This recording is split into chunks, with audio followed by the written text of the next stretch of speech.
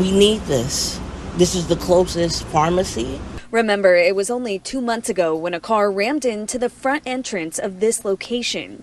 Construction crews at the time said it was an unsuccessful attempt at breaking into the ATM and part of a concerning trend in the Bay Area. It's disheartening, to say the least, yeah. In a statement, Walgreens called the closures necessary and said increased regulatory and reimbursement pressures are weighing on our ability to cover the costs associated with rent, staffing, and supply needs. Although the company made no mention of crime or shoplifting as the reason, neighbors say they see it all the time. I mean, I get it. I've seen horrible things happen in here.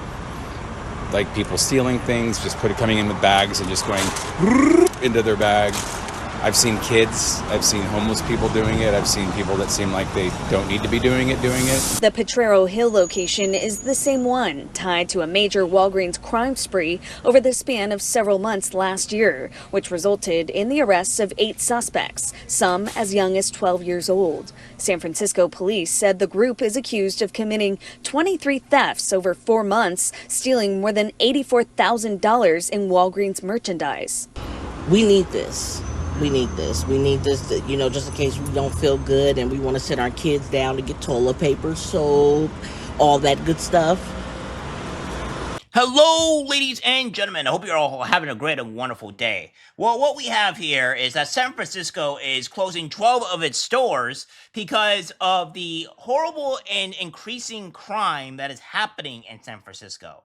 Now, crime is a common thing in California, mostly due to the fact that the leftists or the Democrats refuse to actually fix it, and you have the progressives that are always wanting to feel bad for the criminals, yet when you start feeling bad for the criminals and start having lax laws, for some other reason, you end up becoming a place where crime is abundant and stores start falling apart because there's too much crime and the stores have to pay for all the damages and they can't keep up the revenue stream because the stores are losing money. So yeah. So without further ado, guys, this is a show of how much crime and how bad it's gotten to in San Francisco, to where 12 stores in San Francisco have to leave and impacting the community because the community refuses to vote differently to solve these problems and fix the crime, and then everything else is falling apart. This is one of the 12 San Francisco Walgreens that are set to shut their doors for good in February, and customers tell me stores like this are neighborhood anchors. San Franciscans throughout the city are learning their local Walgreens is one of those closing its doors for good next month. There's a lot of people who use who go to Walgreens not only for prescriptions, but for a lot of things. It's just really a shame. Walgreens announced it would be closing 12 stores in San Francisco in the final week of February, with a statement reading in part, quote, "Increased regulatory and reimbursement pressures are weighing on our ability to cover the costs associated with rent, staffing, and supply needs. It is never an easy decision to close a store." Off camera, workers say the pharmacy and retail chain is telling them the pharmacy side of the business is underperforming.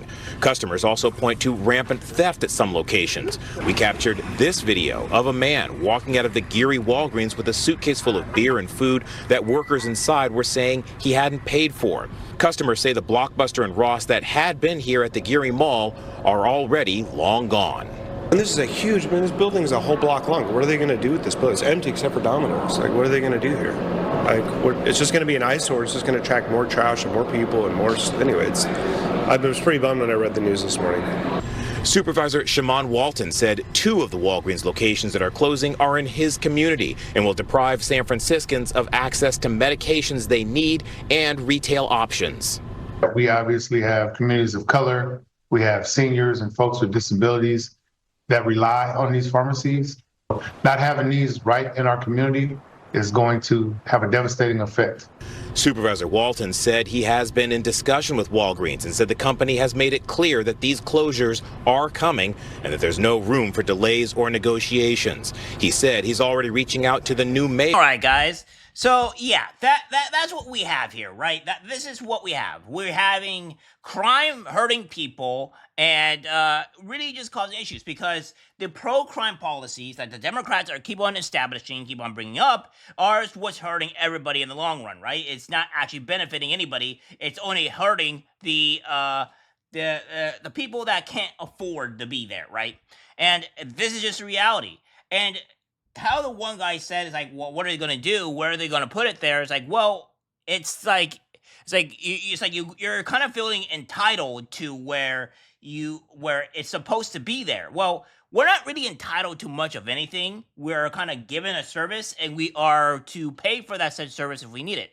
But the point being is, say for instance, if a hospital is not making money or if a hospital is not doing this or that, and they're failing regulations or whatever, it's like, regardless of the situation, the hospital is going to close down because you're not making money, unless it's being subsidized, like the WNBA.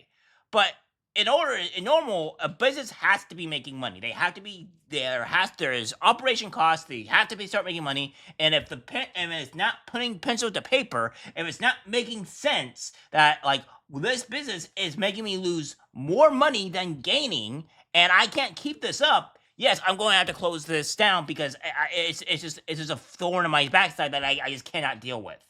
And that's what's happening here. They just cannot make enough money. And when you have these...